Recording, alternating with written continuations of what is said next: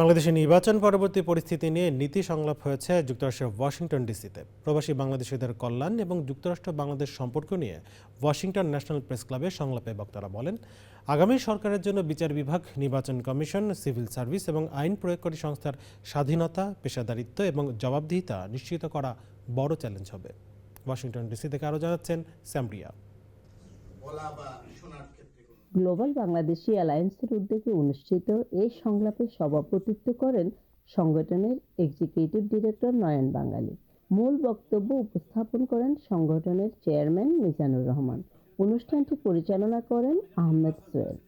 প্রধান অতিথি হিসেবে উপস্থিত ছিলেন বাংলাদেশ দূতাবাসের প্রেস মিনিস্টার গোলাম মুর্তজা।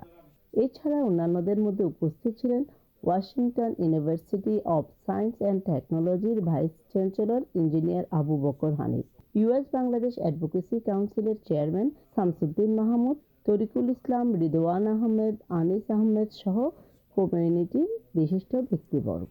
যুক্তরাষ্ট্র এমন একটি দেশ যে দেশটিতে বহু সংখ্যক বাংলাদেশি আছেন এবং একই সঙ্গে এই যুক্তরাষ্ট্র থেকে বাংলাদেশ বিরোধী একটা প্রোপাগান্ডা চালানোরও একটা মেকানিজম আছে। ভবিষ্যতে বাংলাদেশ বিষয়ক যে প্রোপাগান্ডাটা চালানো হবে সেই জায়গাটিতে জিবিএ সঠিক এবং সত্য তথ্য তুলে ধরে বাংলাদেশের পক্ষে কাজ করবে।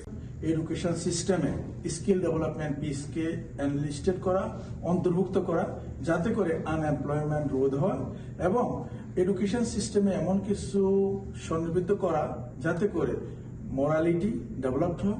আমাদের মেইন উদ্দেশ্য হলো যে গ্লোবাল বাংলাদেশি ডায়াসপোরাকে একসাথে করে বাংলাদেশের জন্য কাজ করা, এবং আজকের মেইন উদ্দেশ্য ছিল ইউএস বাংলাদেশ রিলেশনশিপ স্ট্রেংথেন করা in strategies and business, trade and ICT ইনোভেশনের। প্রবাসী বাংলাদেশিদের অধিকার নিয়ে উঠে আসে গুরুত্বপূর্ণ আলোচনা। বক্তারা বলেন, দ্বৈত নাগরিকরা ভোট দিতে পারে কিন্তু নির্বাচনে প্রতিদ্বন্দ্বিতা করতে পারে না। এই বিধিনিষেধ প্রবাসীদের সম্পূর্ণ রাজনৈতিক অংশগ্রহণকে অস্বীকার করে। আগামী 12 ফেব্রুয়ারি বাংলাদেশে ত্রয়োদশ সংসদ নির্বাচন অনুষ্ঠিত হতে যাচ্ছে।